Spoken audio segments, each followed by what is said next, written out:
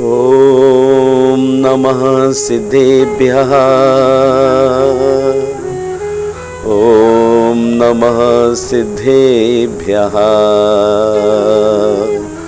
ॐ नमः सिद्धेभ्यः। कस्यापि यत्रास्ति न काचिदिच्छा पावित्रसम्मन्दिरमिन्द्रवन्द्यम् तं लोभलोपे किल जातमाप्यम् धर्मं सदा शौचमहं नमामि। जिसमें किसी वस्तु की कोई इच्छा नहीं है, जो पवित्रता का मंदिर है, इंद्रों द्वारा वंदनीय है, लोभ कषाय का अभाव हो जाने पर जो प्रकट होता है तथा आत्मा के लिए अत्यंत हितकारी है, उस शौच धर्म को मैं सदा नमस्कार करता हूं। जय बोलिए वर्तमान शासन नायक श्री महावीर भगवान की जय। उत्तम शौच धर्म की जय। उत्तम शौच धर्मी संत श्रोमणी गुरुवर आचार्य श्री विद्यासागर जी मुनिराज की जय। कहते हैं जो मनुष्य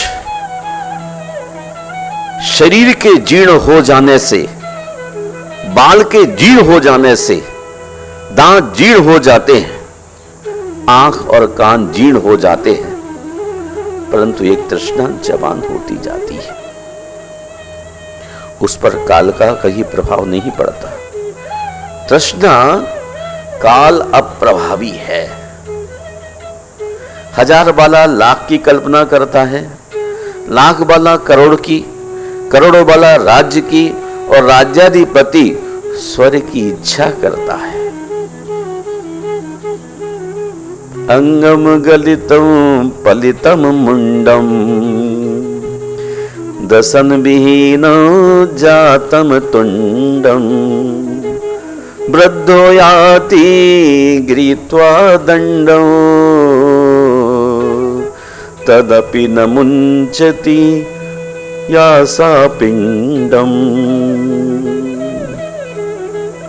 सारे अंग जीर्ण हो गए, सिर के बाल झड़ गए, मुंह में एक भी दांत नहीं रहा, बूढ़ा होने पर लाठी पकड़कर चलता है,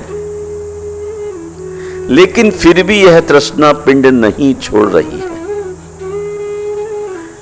कितना मार्मिक चित्रण है इस जीवन का। जीवन की विडंबना ही है कि सारा जीवन तृष्णा में ही बीत गया, फिर भी वह तृप्ति नहीं हुई। इससे अधिक विडंबना की बात और क्या हो सकती है कि उस उम्र में भी जब भोगने की शक्ति नहीं रहती, तब भी भोगों की आकांक्षा जीवित रहती है। जीव को धन कमाने का पौरुष थक जाता है, किंतु धन की तृष्णा सांपने की भांति फुसकारती रहती है। किसी कवि ने कहा है, दिन यामन्यो सायं प्रातः शिशिर बसंतो पुनरायातः काला कीड़ति गच्छत वायुस् तदपि न मुंचति आसा वायुः। दिन रात सायंकाल चले जा रहे हैं, शिशिर और बसंत फिर लौट लौट कर आ गए। काल कीड़ा कर रहा है और उसकी इस कीड़ा में आयु यूं ही निकलती चली जा रही है, फिर भी प्राण तृष्णा नहीं छोड़ पा रहे। कितनी दयनीय स्थिति है इस प्राणी की। तृष्णा के हाथ का एक खिलौना बन गया है, वह इसे नचाती है और यह नाचता है। वह इसे नचाती है और यह नाचता है, तृष्णा इसे सताती है और यह असहाय होकर रोता बिलखता है। यह प्राणी उसके मोहक जाल में इतना उलझ गया है कि इसे यह भी पता नहीं चलता कि आयु बीतती जा रही है। दिन और रात बनकर काल निकलता चला जा रहा है और एक दिन आकर मृत्यु इसका गला दबा देती है। उस वक्त भी वह तृष्णा को नहीं छोड़ पाता, तब भी सोचता है हाय मैं अमुक भोग नहीं भोग पाया, अरे मेरी सारी माया यही रह जाएगी, यह जीवात्मा चली जाएगी और माया यहीं रह जाएगी। किंतु तृष्णा को छाती से चिपकाए साथ ले जाता है।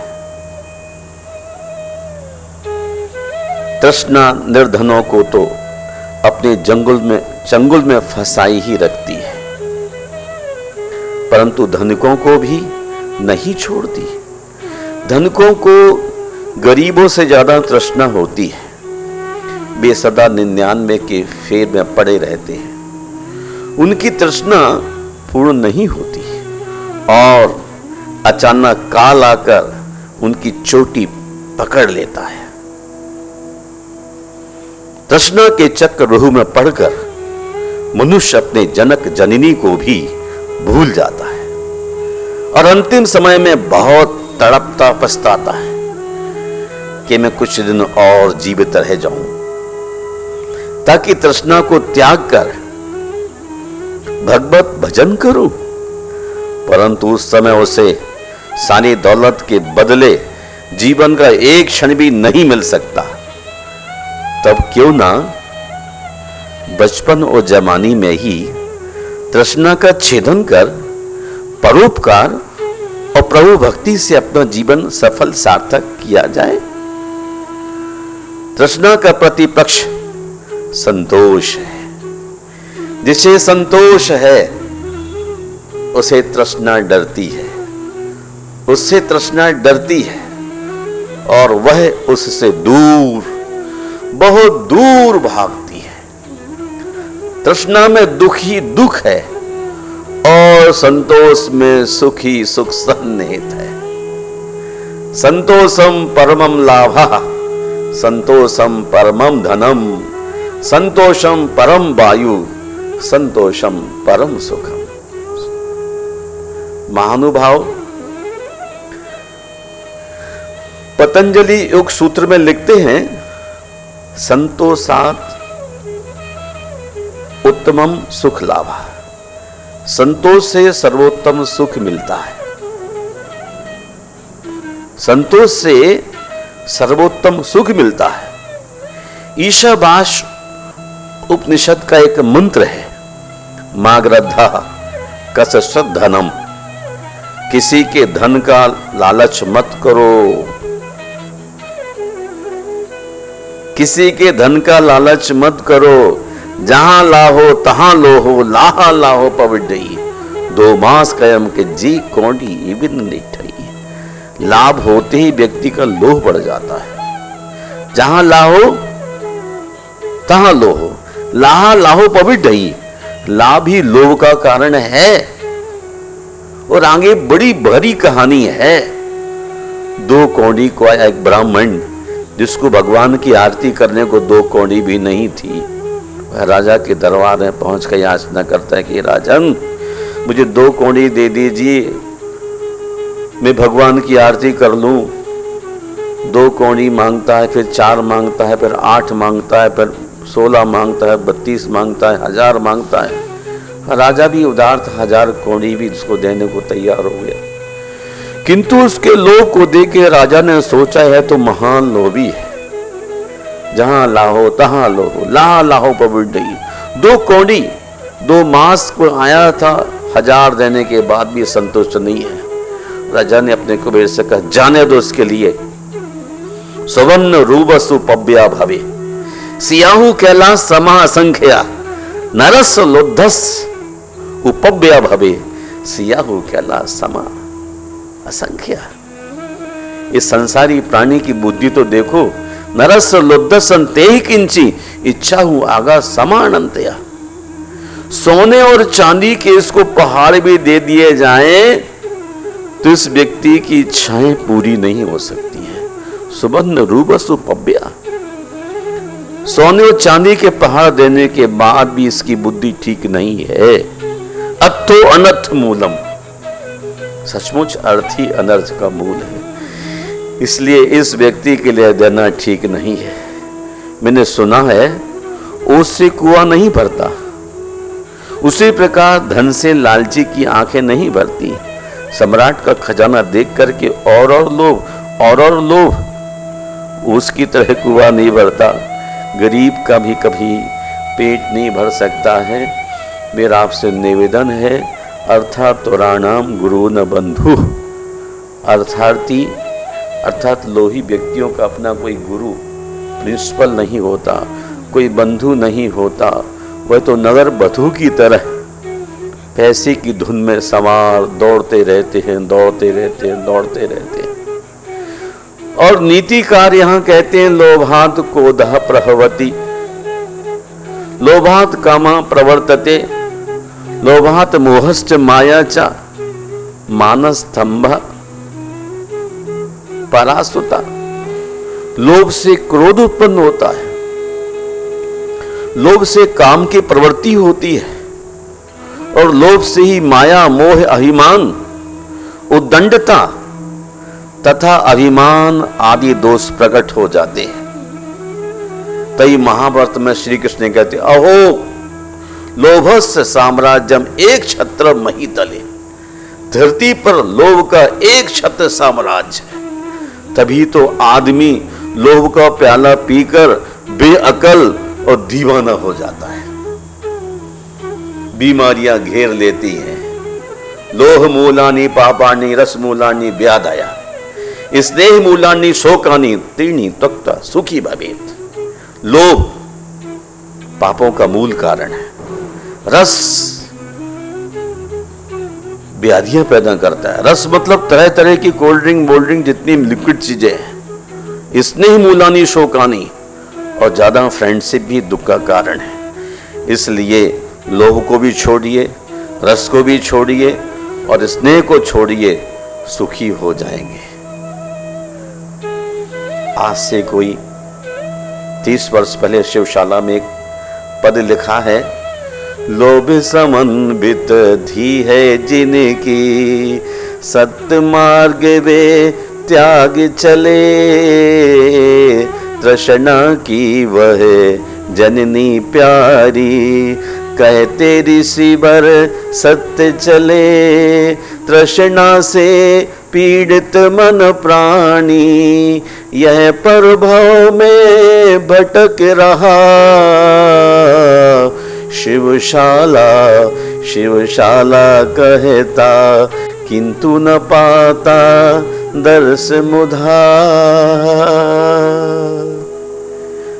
लोभ समन्वित धी है जिनकी, सत्य मार्ग में त्याग चले। लोभी आदमी सत्य की मार्ग पर नहीं चल पाता है। तृष्णा की वह जननी प्यारी, तृष्णा की जननी वह लोभी है। तृष्णा से पीड़ित मन इस भव में परभव में भटकता रहता है, और ऐसा मूढ़ पुरुष कभी शिवशाला को नहीं पाता है। कार्तिक आचार्य भगवान कहते हैं, सम संतोष जलेणम, जो धोवती तिब लोह मल पुज्जम, भोजन गिद्धि विहीणो तस सवोच्चम हवे विमलम। निर्मल शौच धर्म उसे ही होता है जो समता और संतोष रूपी जल के द्वारा अपने तीव्र लोह रूपी मल के पुंज को धोता है, और भोजन आदि अन्न पदार्थों में अत्यंत आसक्त नहीं होता है।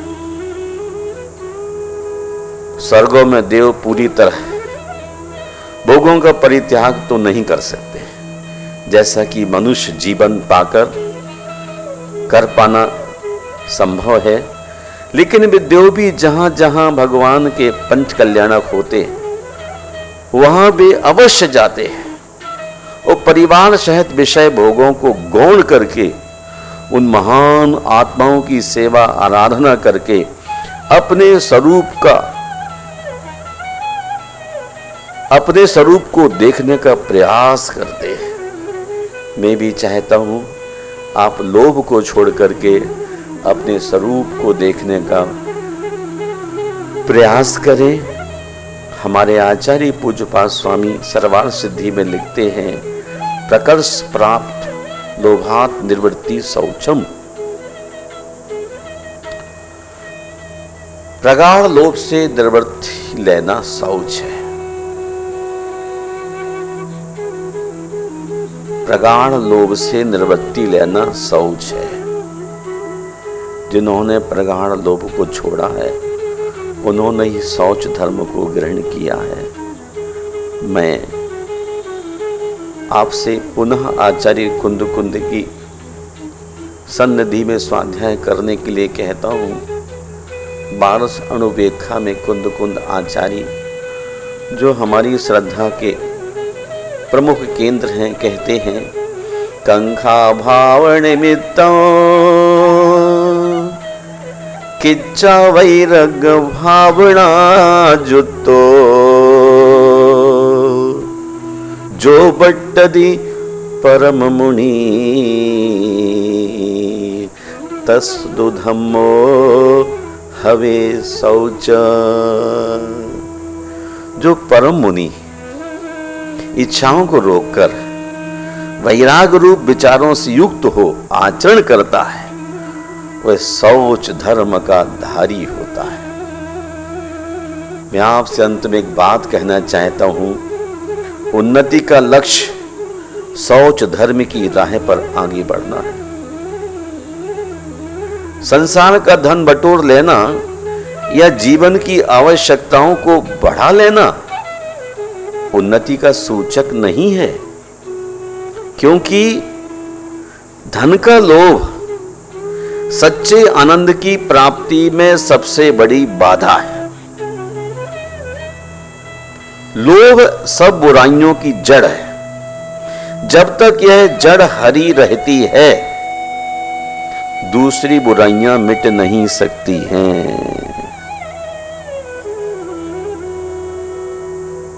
ब्राह्मी में लिखा हुआ है, लुद्धो परमत्थो न जानाति, लुद्धो परमत्थो न जानाति, लुद्धो धम्मम न पश्यति।